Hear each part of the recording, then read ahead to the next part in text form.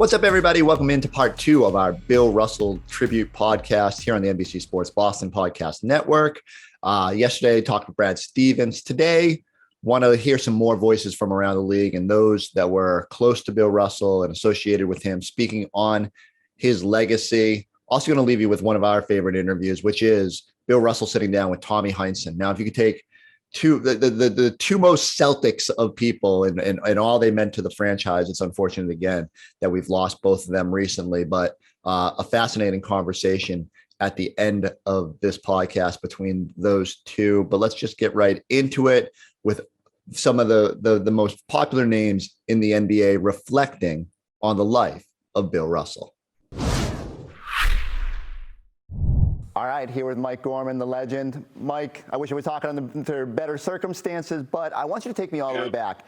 You're one of the few that actually got to see Bill Russell play. What was that like when you were at the Garden? I don't mean, that's not to make you feel old. That's to just, I need that firsthand account of what it was like to be in the building with Bill Russell.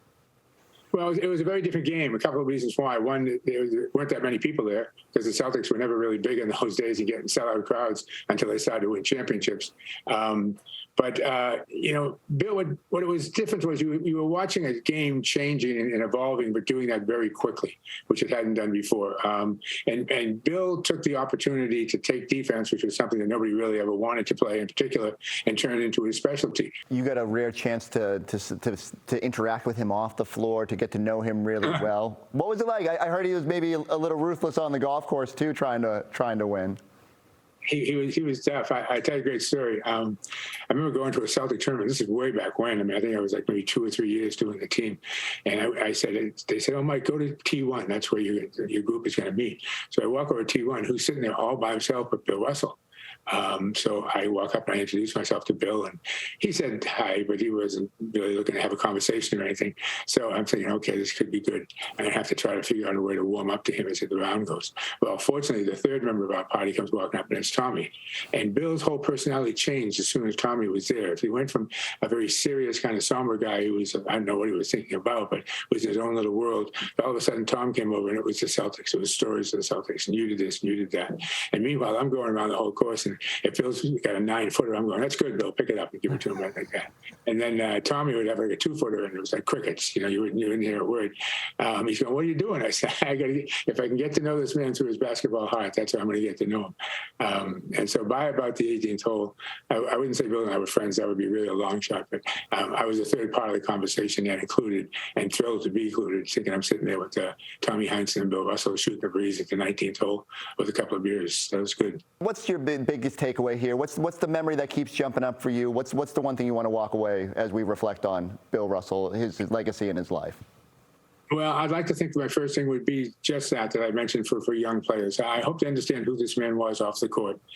We have enough players that we could talk about, and hours that we could talk about the things he did in basketball. Again, 11 world championships, 5 MVPs, 25 rebounds per game, I think was his career average in playoff games. I mean, he was remarkable. But again, I hope that kids will understand that this is a man who wanted to change our culture for the good, and he was willing to go out and do it, even though that was not a popular thing to do.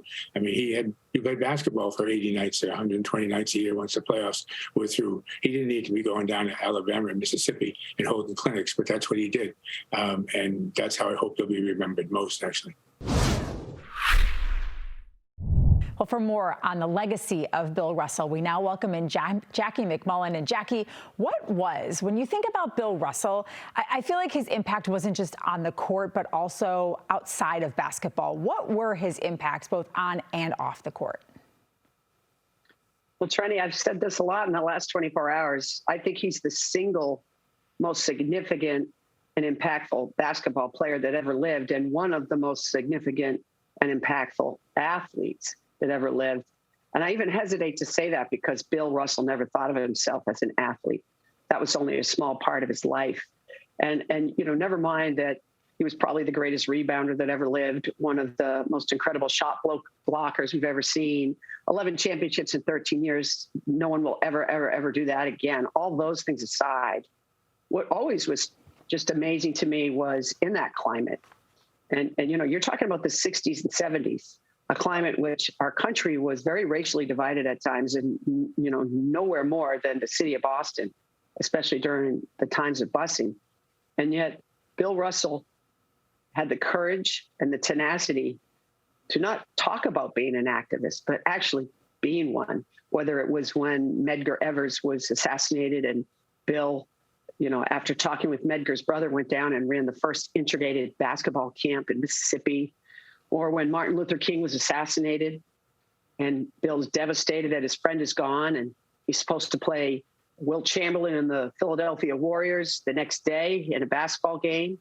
And his initial thought was, I'm voting not to play. I'm devastated. I don't want to play. We should honor his memory. But after talking with the commissioner of the NBA, the mayors in the other cities, they're watching live rioting on television.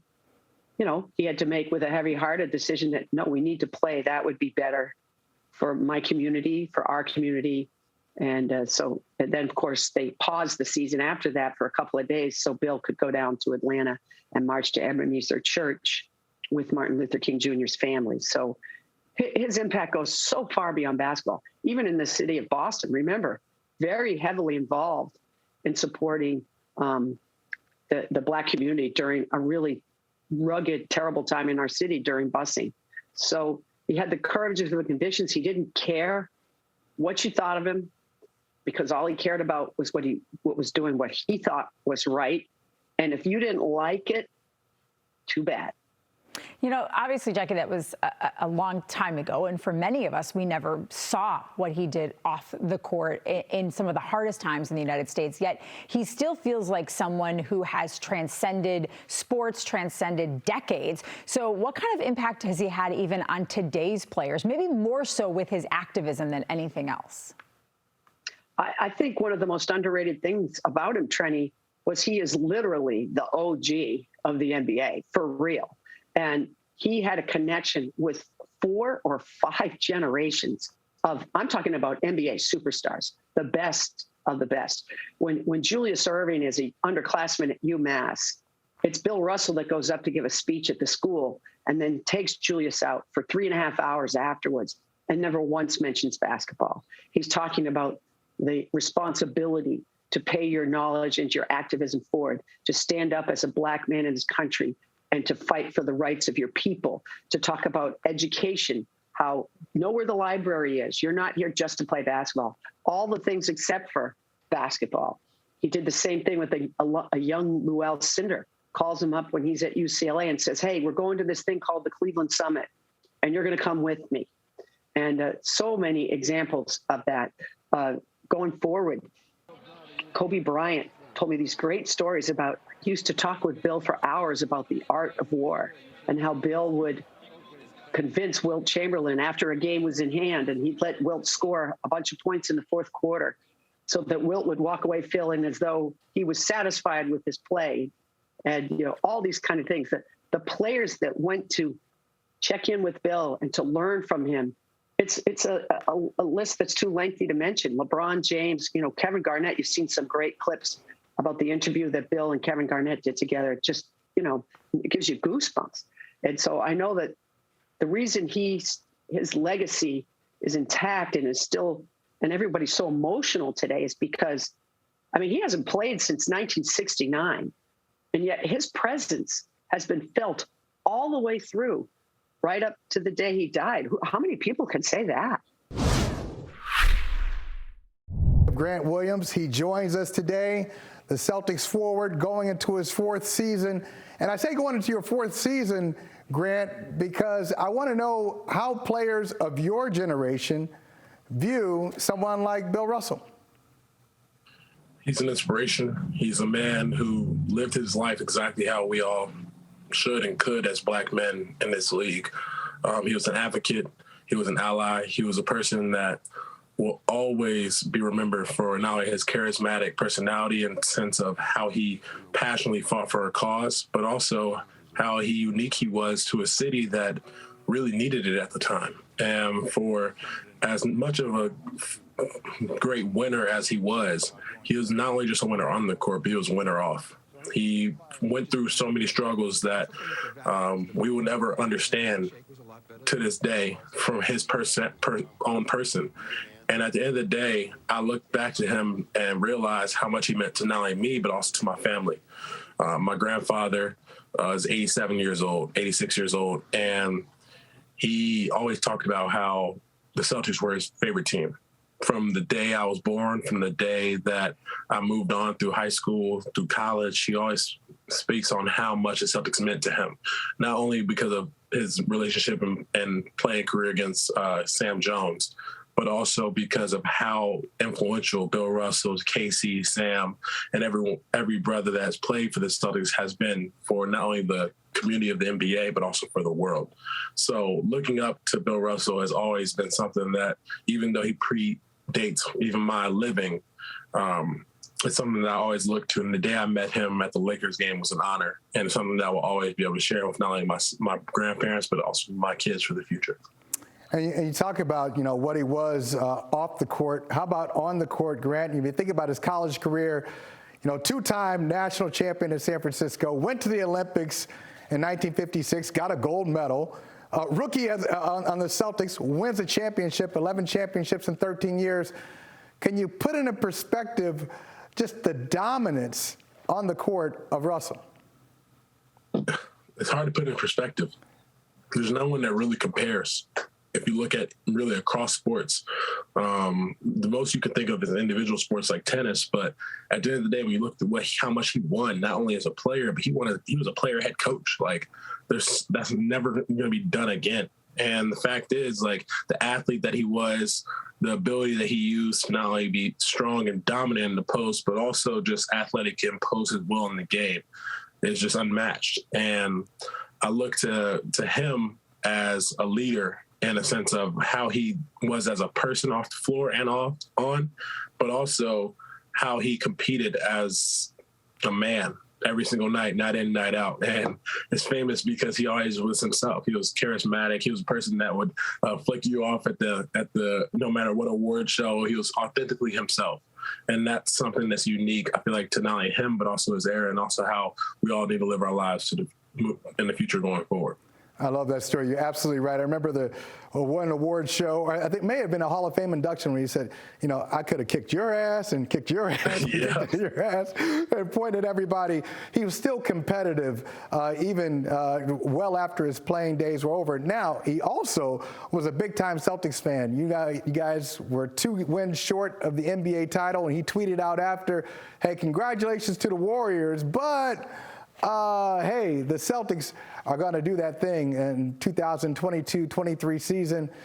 Tell me about the preparations for the upcoming season, knowing that Bill Russell, one of the last things he said was, you guys are going to win the championship. It's something that has to drive us. Not only the fact that we lost the past season, but it's something that is an honor to him, honestly. Looking to make what he said in a simple tweet come to fruition, and dedicating the season to him, because not only was he the greatest winner ever in the history of our sport, but he was the person who took all the beatings and all the part of my French to hell for us to even be here. And it's something that we have to take with some regard to ourselves, and think about, look at our jersey and just say thank you every single night to the fact that Bill Russell helped us be in the position that we were in, and hopefully continue to live his legacy through the championships and winning and get him better 18. All right, before we get out of here, there's a lot of great interviews out there with Bill Russell. A lot of clips. You can go down the wormhole on YouTube.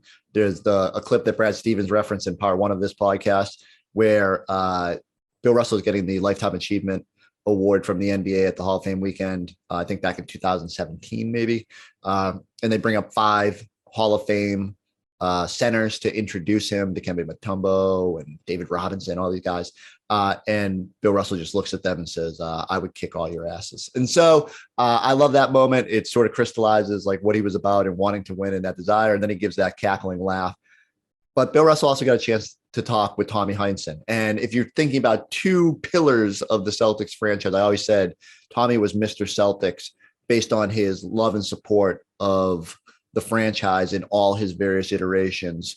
And Bill Russell was the one that sort of set the standard with all the championships and sort of made it what it is today with the 17 banners hanging above. And so the two of them sit down. Let's get into some of the best of Tommy and Bill Russell.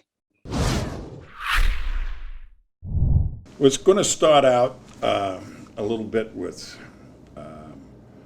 your philosophy of team play. You know, you're known as a team guy. And were individual awards ever really important to you? No. I'll tell you, when I was a young guy, they might have been. But by the time I get to college, my junior year in college, we won the Final Four. And I was MVP at the Final Four. And I set a record that stands today. I got 27 rebounds in the championship game. Yeah, wow. I was first team All-American, averaged 20 points and 20 rebounds a game. And no, they weren't counting block shots. But statistically, my team was the #1 defensive team in the nation, statistically. And basically because I was blocking shots. So, after the season, we had the Northern California Sports Banquet. And they picked another center as the Player of the Year in Northern California. Now, you got to tell us who it was. A guy named Kenny Sears. Kenny Sears. Do you remember Kenny Sears? And I got annoyed. And so I stopped talking to those writers in San Francisco. I have nothing to say to them. I says, how do you do this?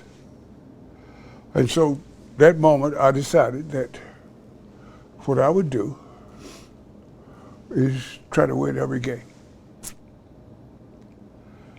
And make that my agenda.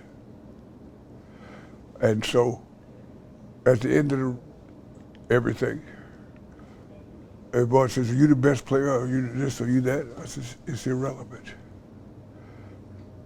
I played a team game. You sure did. And my attitude was,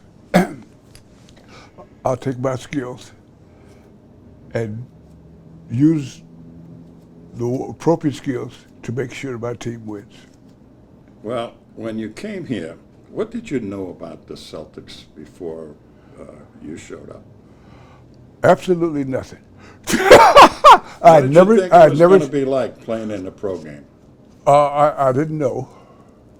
I was very, very egocentric. Did you find that out, Tommy? No. Yeah, but all great players have got that at the core. Well, you know, I'd run into a lot of things up until that point. And there was a guy named Don Barksdale that had played for the Celtics, was a local hero in Oakland. Yep. And he called me up and says, you know, that's the best possible thing could ever happen to you. Really? Let's go and draft, because these are really good people. He's talking about Walter Brown and Red Auerbach. And at that point in my life, dealing with good people was the most important thing. Yeah, they surely were. You know? When you did arrive, you had played in the Olympics, you won the Olympic title. Was it difficult to integrate into the Celtics culture, you know, the way they did things? I mean, you came and you were like starting from scratch, no training camp, no. I was out of shape. Well, that didn't take long for you to get it. Oh, no. I never really got out of shape. Yeah. Well, I thought that I was the best player on the planet, okay? And I came here to do it. not to prove it to anybody. I wanted to see if I could do it, just to come here and do it. And so the first month and a half, or 2 months I was here, I spent all of my time scouting the Celtics. Really? Yeah. So that I knew if I scouted them properly, all my teammates would be predictable. You know, like when we read the foreplay, you know, the four, I knew that when the guard passed the ball to Heinsohn, and supposed to get it back, Heinsohn was going to go. Go set a pick.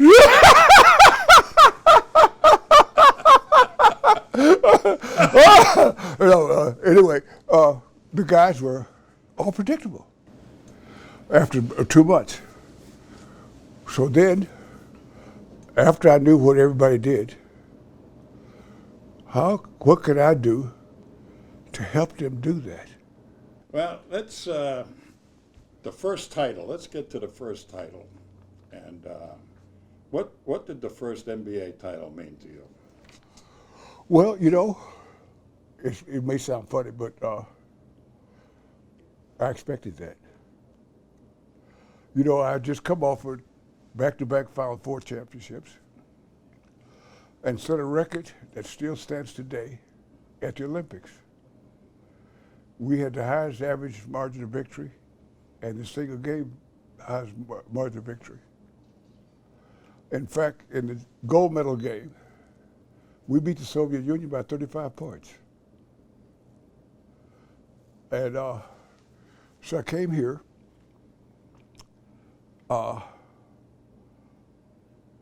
And like I said, I scouted the team, and I concluded after about 2 months here, we were going to be the best team in basketball. You know, and because we had all the components, and we were better defensively than we were offensively, although we scored like hell, because we scored off of the defense. You know, and Rebounding and yeah. huh? Yeah, rebounding and Yes, and Red even got you playing defense. I remember you said to Red. I remember you said to Red. you never heard me. Red, can I play him? I heard you, Red. You said to Red, I don't appreciate you yelling at me, because you're holding me up to public scorn. I told him if he didn't stop it, I'd have to leave because the rookies were stealing my socks. I lost so much prestige. You know, it was like. Well, let's get back to the title. Okay. All right. I mean, this team had never won anything until you showed up. All right. Well, now think about this now. I showed up. So did Frank Ramsey and Tom Heinsohn. Now that's a pretty good addition to any team. You know, I would never say that, well, I showed up and that happened. I realized that. No, but it was, I think we all grew to have a fondness for Walter Brown. Yes. And he had mortgaged his house to pay the salaries, and guys were signing their contracts and had Walter Brown fill it in. You know, some of the guys were doing it. I don't know if you ever did that. But Well, I'll tell you what Walter Brown did. You remember I used to go off to Africa every summer. yeah. So before I left one summer, Walter Brown called me at home and said, I need to talk to you. I said, okay, Walter, when do you want to do it? He says, whenever you have time. I said, well, Walter, you know, I don't have a job. So I can come in anytime. He says, okay, come in this afternoon. I'll wait for you. Okay, so I go in and Walter's got a whole bunch of paper all over his desk. So I said, Walter, what is that? He said, those are the documents of the Boston Celtics. We're still losing money. But I want you to see the papers so you know that, well, I'm not kidding you. We are not paying you enough. You know that, and I know that.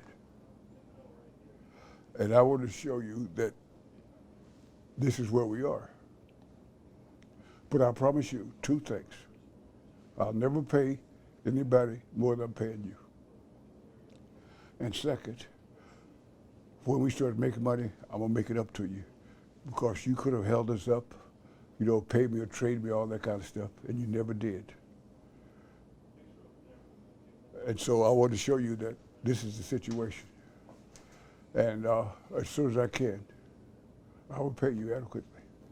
Well, he thought so highly of you that to get the rights to you, you're the only guy I ever heard got traded for the ice show. Where Rochester got to have the ice show in Rochester if they passed on you so that he could get you in St. Louis's pay. Well, so, you know, I was very fortunate in that I had options. yeah. I had overtures from the Globetrotters, the American AAU, the Celtics, and the European AAU. The best offer I had was the European AAU. What they offered was they would deposit $50,000 in the City Bank of New York or New York Bank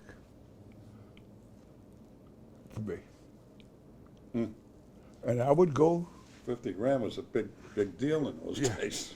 And I would go and live in this city for 2 years.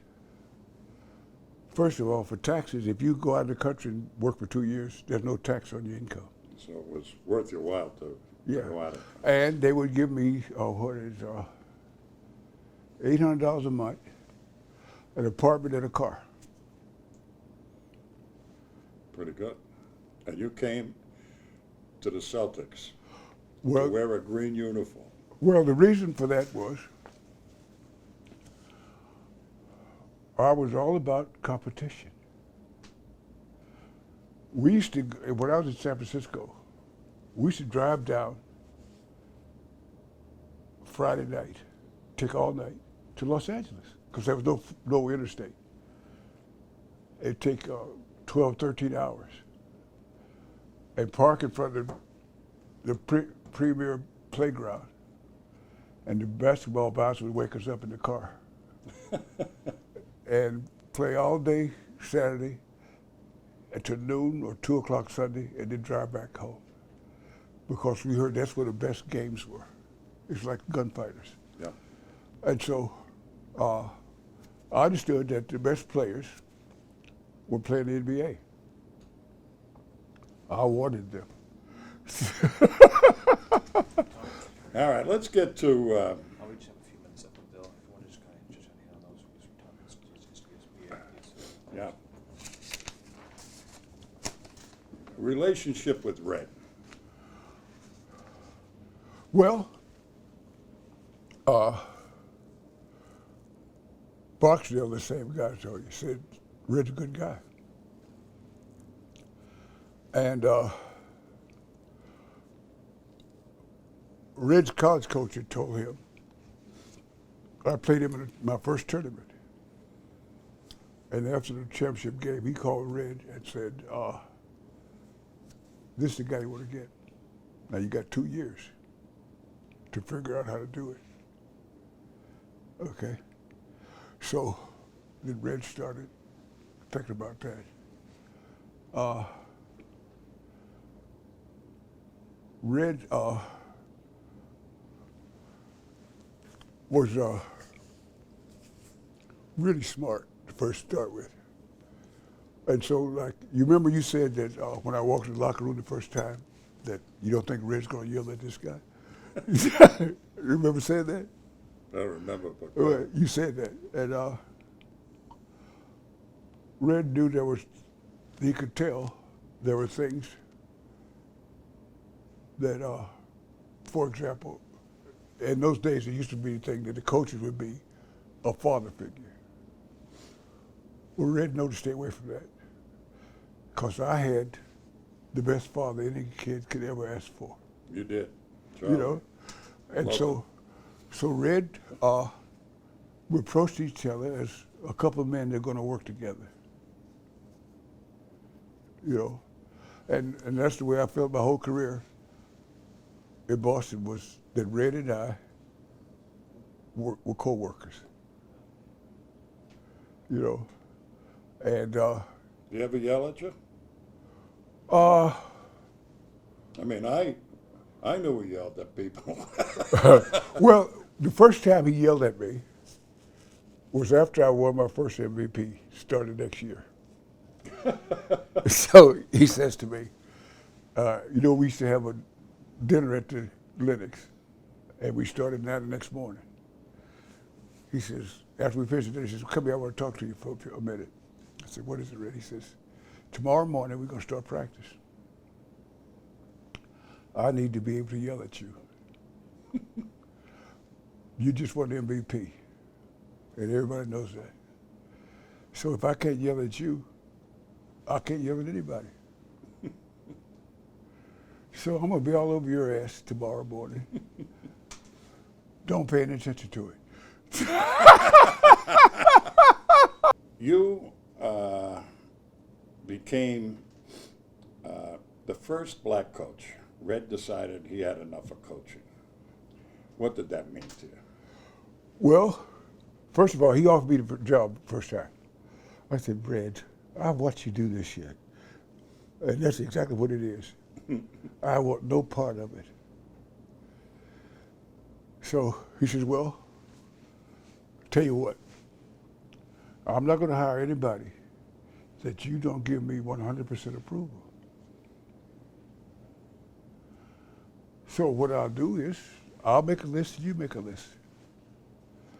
And anybody's on both lists, that's who we'll talk to.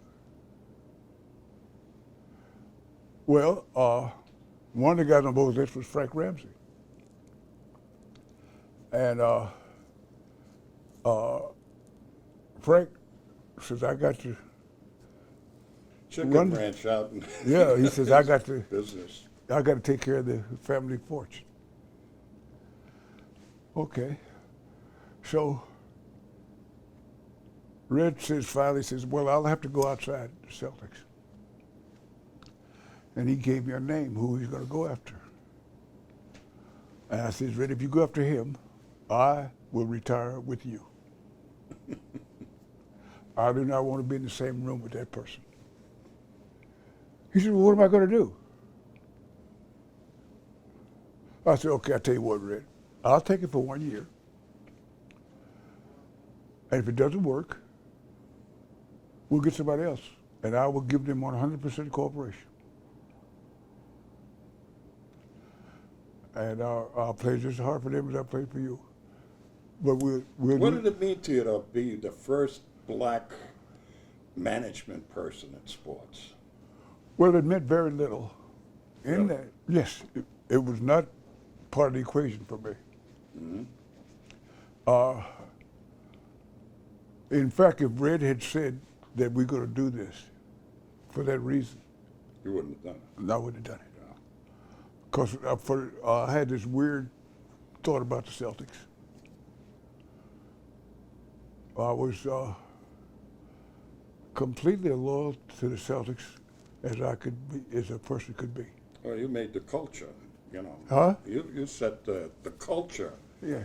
you know, and the Celtic pride and all of that stuff in gear. And I was asked about being the first black coach. I said it will only be important to me when coaches are hired and fired, and race is not one of the ways they describe them. You know, so that then it'll mean something. Until then, it's I'm doing this because at this point I'm the best person for the job.